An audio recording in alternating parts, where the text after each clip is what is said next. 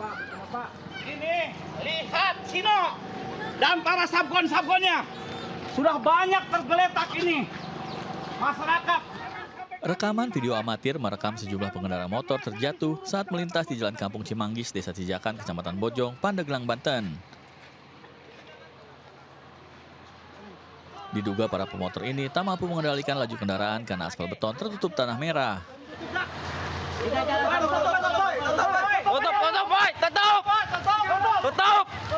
Akibat insiden ini, sejumlah pengendara yang terjatuh mengalami luka ringan.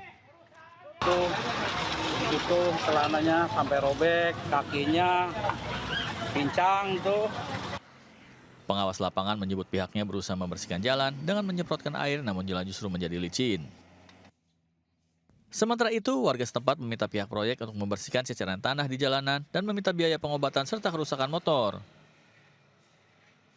Harapan kami semua masyarakat ini, itu jalan dibersihkan, ditertibkan, supaya kita perusahaan juga ada untung dan masyarakat tidak dirugikan, Pak. Seperti diketahui, jalan di Kampung Cimanggis nyaris tertutup tanah merah akibat ceceran dari truk yang keluar masuk lokasi proyek pembangunan jalan tol Serang Panimbang. Dari Pandeglang, Banten, Iskandar Nasution, iNews melaporkan. Seorang wanita parubaya nyaris dikeroyok sejumlah emak-emak di Jalan Gadang, Kebon Bawang, Tanjung Priok, Jakarta Utara. Aksi emak-emak ini dilakukan lantaran perempuan berinisial N dituding hendak menculik seorang anak. Beruntung aksi main hakim sendiri warga digagalkan petugas TNI yang sedang melintas di lokasi. Sang wanita diselamatkan dan dilarikan dari kerumunan warga menggunakan ojek online. Sementara itu, menurut pihak kepolisian, pengeroyokan terjadi akibat salah paham. N yang diduga mengalami depresi mendatangi sekolah taman kanak-kanak di kawasan Jalan Gadang untuk mencari anaknya. Ditemukan oleh gurunya, ternyata bukan anaknya, beda dengan fotonya. Lalu ibu itu keluar sekolahan dan divideokan oleh bibi yang sering menjemput anak tersebut, kemudian tidak berkenan, lalu cekcoklah mereka. Kasus ini tidak berlanjut karena hukum, lantaran N tidak membuat laporan saat berada di kantor kepolisian Polsek Tanjung Priok. Dari Jakarta, Sofyan Firdaus, iNews melaporkan.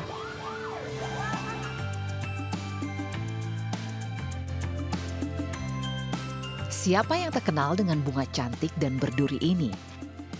Di balik tampilannya yang mempesona, ternyata bunga mawar juga dipercaya sangat bagus untuk kesehatan dan kecantikan. Selain itu, bunga mawar juga bisa dibuat minuman segar, seperti yang diprakarsai kelompok wanita tani kenanga di Desa Kajar Lasem, Rembang, Jawa Tengah. Ide ini muncul seiring banyaknya bunga mawar yang tumbuh di desa tersebut. Cara membuatnya pun sederhana. Awalnya, mawar yang telah dipetik, dicuci hingga bersih sambil diremas-remas. Selanjutnya, mawar direbus bersama jahe, serai, kayu secang, dan gula. Apabila rebusan sudah mengeluarkan minyak, tandanya kompor bisa dimatikan dan minuman mawar siap diseruput. Yang marem ini terdiri dari mawar dan juga rempah-rempah yang asli dari Desa Kajar. Rasanya itu sangat segar, karena ini dia segar sekali, apalagi kalau diminum hangat. Meski harga untuk satu botol wedang mawar rempah hanya di kisaran Rp8.000, namun biasanya pembeli harus memesan terlebih dahulu. Ini karena wedang mawar rempah hanya bisa bertahan selama 3 hari di suhu ruang atau 5 hari di lemari pendingin.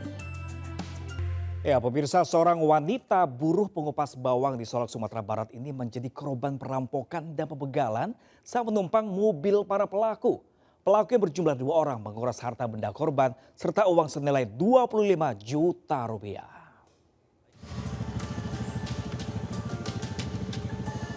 Beginilah kondisi seorang wanita, korban pembegalan dan perampokan saat ditemukan di pinggir jalan raya di Nagari Kinari, Kecamatan Bukit Sundi, Kabupaten Solok, Sumatera Barat.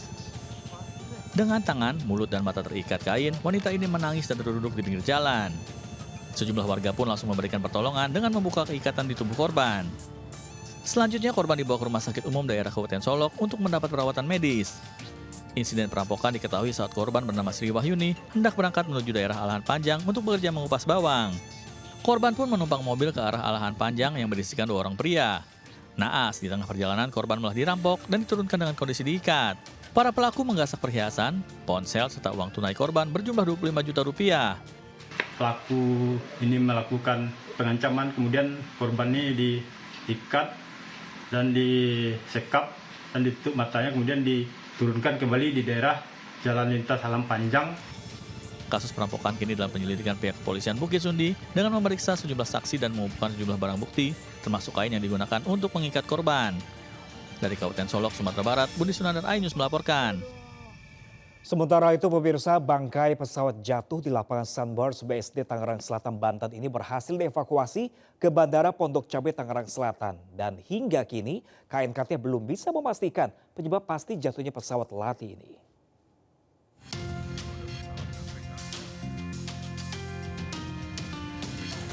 Petugas gabungan akhirnya mengevakuasi bangkai pesawat latih yang jatuh di lapangan Sunburst BSD Tangerang Selatan, Banten, Minggu malam.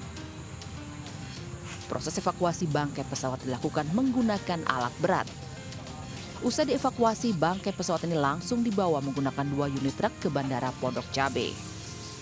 Kita juga mempelajari kenapa pilot mengarahkan pesawatnya ke lapangan ini. Di sini kita lihat pilot berusaha untuk mungkin mendarat darurat karena memang di situ lapangan, cuman masalahnya dia terkena pohon tuduhan itu. Sementara itu suasana duka menyelimuti kediaman instruktur pilot Pulu Darmawan di Dusun Ngasem, Desa Jetis, Kecamatan Bandungan, Kabupaten Semarang, Jawa Tengah. Sejumlah kerabat dan tetangga terus berdatangan ke kediaman korban. Pihak keluarga tidak menyangka jika korban yang bekerja di sebuah sekolah penerbangan di Jakarta menjadi korban jatuhnya pesawat. Saya bertugas datang ke rumah duka ini untuk klarifikasi kepastiannya, dan sampai dengan detik ini dipastikan itu memang betul yang meninggal dunia adalah keponakan saya. Rencananya jenazah korban akan dimakamkan esok hari di tempat pemakaman desa setempat. Seperti diketahui, 3 orang meninggal dunia dalam kecelakaan pesawat di lapangan Sunburst BSD Tangerang Selatan, Banten. Ketiga korban merupakan pilot, insinyur, dan seorang penumpang. Dari Tangerang Selatan, Banten, dan Kabupaten Semarang, tim liputan iNews melaporkan. Ya pemirsa, pesawat Tek-6P 2006T yang jatuh di kawasan BSD Serpong, Tangerang Selatan ini merupakan pesawat milik Indonesia Flying Club.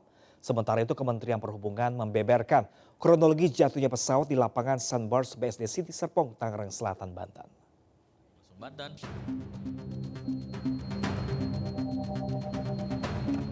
Kementerian Perhubungan mengungkap kronologi pesawat latih yang jatuh di lapangan Sunburst BSD City Serpong, Tangerang Selatan, Banten. Kemenhub melalui juru bicaranya Adita Irawati menyebut pesawat terbang dari Bandara Tanjung Lesung, Banten menuju Bandara Pondok Cabe, Tangerang Selatan, Banten. Belum tiba di Bandara Pondok Cabe, pesawat jatuh di lapangan Sunburst BSD City.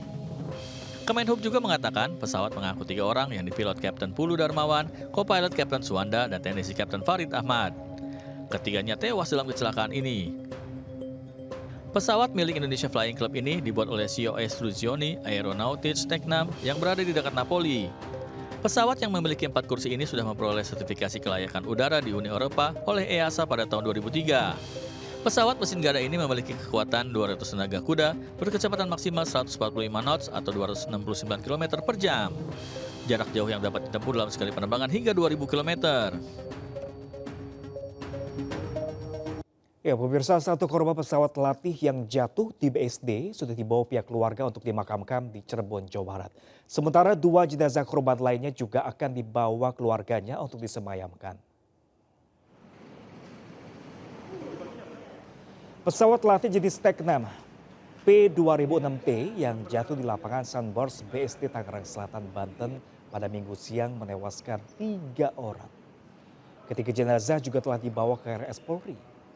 Pagi tadi, 1 jenazah atas nama Kapten Suwanda sudah dibawa pihak keluarga dari RS Polri Jakarta untuk dimakamkan di Cirebon, Jawa Barat. Almarhum Suwanda diketahui purnawirawan TNI Angkatan Udara dengan pangkat terakhir Mayor Penerbang. Sementara 2 jenazah lainnya yakni Pulung dan Farid akan dijemput dan dibawa pihak keluarga untuk dimakamkan pada hari ini. Keluarga korban Farid sudah tiba di RS Polri sejak pukul 12 malam.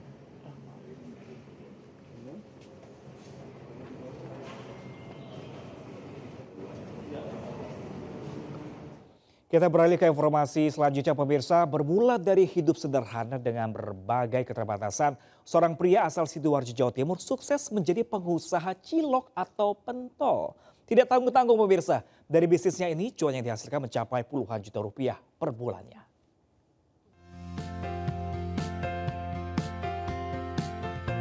Bulat, kecil-kecil, dan kenyal.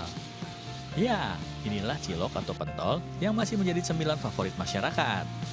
Namun siapa sangka, meski bentuknya kecil-kecil, ternyata cemilan ini bisa mendatangkan untung besar.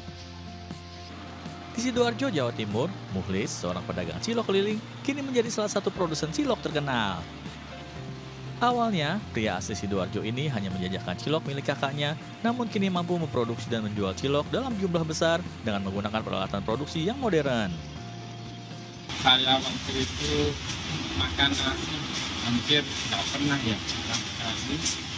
Terus saya lulus Arya SMK, saya rantau ikut kakak jualan pentol. Saya ikut kakak tapi saya keliling. Dijual dengan harga Rp17.500 per 50 biji dan Rp35.000 per 100 biji cilok, dirinya kini memiliki omset hingga ratusan juta rupiah. Ia pun tidak lagi berkeliling desa untuk menjajakan, melainkan pembeli sendiri yang datang ke tempat produksinya. Untuk melengkapi menu makanan cilok, dirinya juga memproduksi tahu dan siomay. Saya langganan di sini. Enak, murah, nggak kerasa amis pentolnya. Untuk mendukung produksi cilok yang mencapai ribuan biji, Muhlis saat ini mempekerjakan belasan karyawan yang semuanya diambil dari warga sekitar. Dari Sidoarjo, Jawa Timur, Pramono Putra, iNews melaporkan. Akibat jalan masih terputus, seorang ibu yang akan melahirkan di Luwu Selatan terpaksa ditandu. Sementara di Kota Parepare, Sulawesi Selatan, pemirsa, petugas KPK menggeledah dan menyita rumah anak buah SYL.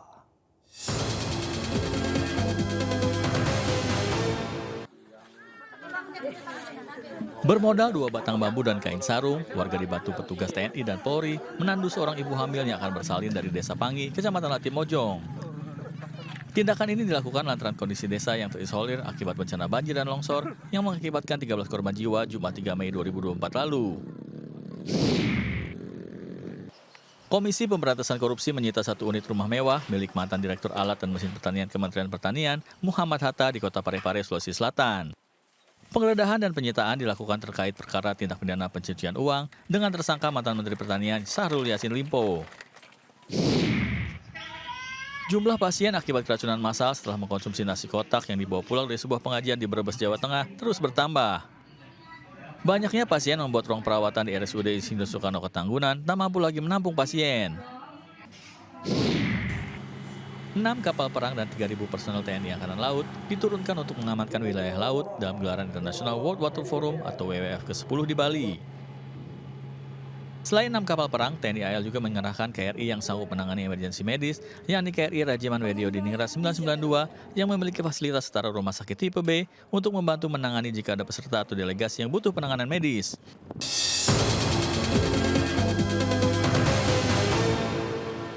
Ya pemirsa, kejanggalan demi kejanggalan kasus pembunuhan sejoli di Cirebon, Jawa Barat, Vina dan Eki kini mulai terungkap. Seorang terdakwa kini telah menghirup udara bebas, mengaku menjadi korban salah tangkap hingga mendapat penyiksaan aparat polisi yang memintanya mengaku menjadi pelaku pembunuhan.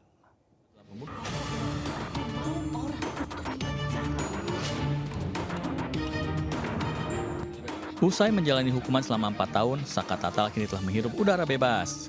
Dengan didampingi kuasa hukumnya, Saka Tatal membeberkan fakta yang 8 tahun lalu menimpanya. Pemuda ini mengaku tidak terlibat dalam pembunuhan pasangan Vina dan Eki. Bahkan dirinya mengaku tidak mengenal kedua korban serta 3 pelaku yang saat ini tengah buron. Dirinya juga membeberkan awal mula penangkapan hingga mendapat penyiksaan aparat polisi yang memintanya mengaku menjadi pelaku pembunuhan. Pihaknya kini tengah mencari keadilan lantaran menjadi korban salah tangkap. Malah saya ikut ditangkap juga tanpa sebab apapun. Nggak ada penjelasan apapun. Langsung dibawa. Nyampe di Polresta, saya langsung dipukulin. Suruh mengakui apa yang bukan saya lakukan. Kita sudah melakukan upaya-upaya, ini ada permasalahan yang tidak seharusnya terjadi di tingkat kepolisian. Pada saat penangkapan terhadap yang diduga waktu itu masih pelakunya. Kasus pembunuhan Vina dan Eki oleh sekelompok geng motor terjadi pada 2016 silam. Kasus ini kembali menyita publik setelah difilmkan. Kejanggalan-kejanggalan juga mulai terungkap, termasuk 3 pelaku yang diduga otak pelaku yang saat ini masih menghirup udara bebas. Dari Cirebon, Jawa Barat, Toi Iskandar, iNews melaporkan. Ya, pemirsa, kuliner Aceh tentu memiliki kenikmatan tersendiri lantaran kaya akan rempah dan membuat pecinta kuliner ketagihan. Nah, kali ini ada Giselia yang akan mengajak Anda makan masakan Aceh dalam segmen Foodigram.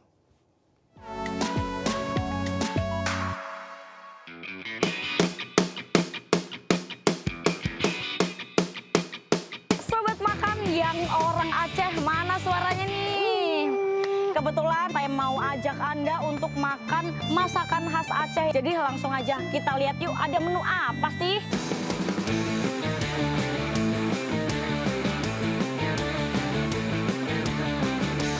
Ini makanan saya udah dateng. Pertama-tama kita mau nyari ayamnya nih.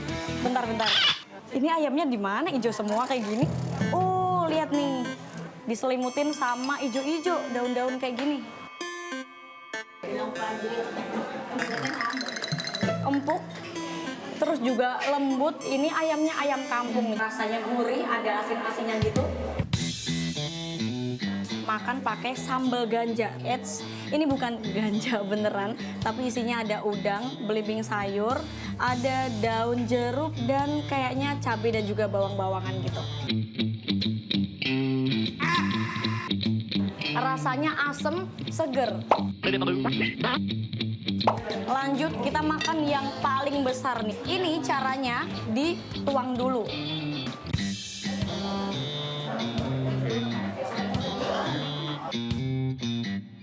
Dilihat emang tebel banget ya dagingnya. Gurih, ada asin-asinnya gitu. Tapi beneran nggak pedes walaupun ada cabenya. Saya mau ajak kameramen saya buat makan. Sini. Gimana? Enak kan? Enak nggak? Enak lah. Next, kita mau makan ikan kemama nih namanya. Biasanya namanya ikan tongkol. Hah? Hus. Mbak, sumpah mbak. Jangan ada kucing, Bang. Abang tuh nggak tahu, aku tuh sama kucing tuh.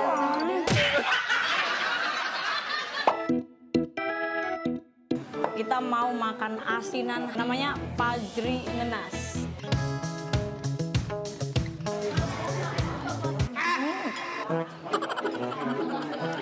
Asem, sobat makan. Wah, dibohongin nih sama produser saya nih. Sobat makan, saya udah kenyang banget. Ini nih yang mau makan bisa langsung datang ke rumah makan Cutnya yang ada di daerah Bendungan Hilir, Jakarta Pusat. Dari Jakarta, Giselia Nurrahma bersama juru kamera Iriansyah. Sampai jumpa.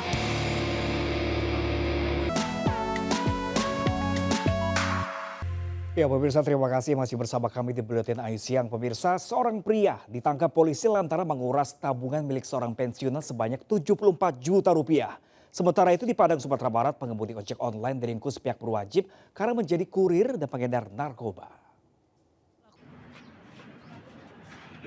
Pria asal Klaten, Jawa Tengah ini ditangkap polisi usai menguras tabungan milik seorang pensiunan warga Lendah, Kulon Progo. Sebelum beraksi, pelaku mendatangi rumah korban dengan mengaku sebagai petugas dari bank swasta yang bisa memindahkan tabungan.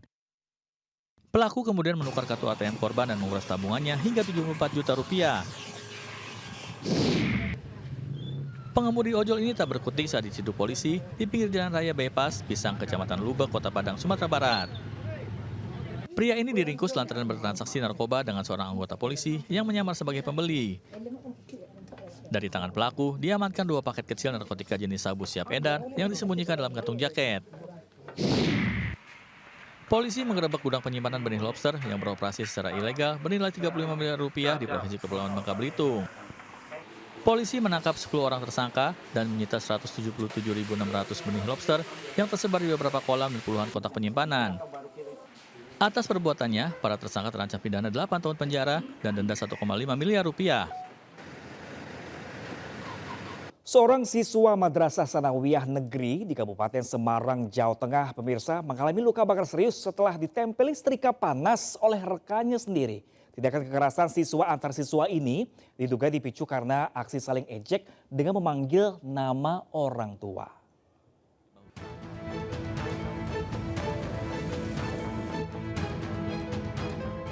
Dunia pendidikan di tanah air kembali tercoreng dengan aksi bullying antar siswa. Kali ini terjadi di Sekolah Madrasah Sanawiyah Negeri di Kabupaten Semarang, Jawa Tengah. Korbannya adalah D, siswa yang duduk di bangku kelas 8. Korban mengalami luka bakar di bagian lengan dan dada setelah disetrika oleh temannya.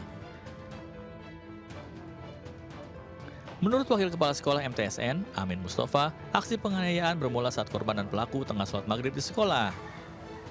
Korban yang telah selesai lebih dahulu mencoba bersalaman dengan pelaku, namun tidak direspon karena pelaku belum menyelesaikan sholatnya. Rupanya salah paham tersebut berlanjut hingga dalam kelas. Saat keduanya dan siswa lainnya tengah bersiap untuk pelajaran mengaji. Tak disangka, pelaku berinisial F yang juga siswa kelas 8 asal Bali tega menempelkan setrika panas ke tubuh korban sebanyak 3 kali. Kiri dan tengah. Kemarin juga kami dapati itu ya faktor ini saling ejek-ejekan, saling memanggil nama ibu gitu aja. Akibat kejadian tersebut, orang tua korban telah melapor ke Polres Semarang dan kasusnya kini ditangani penyidik. Dari Kabupaten Semarang, Jawa Tengah, Lurisa Lulu, iNews melaporkan.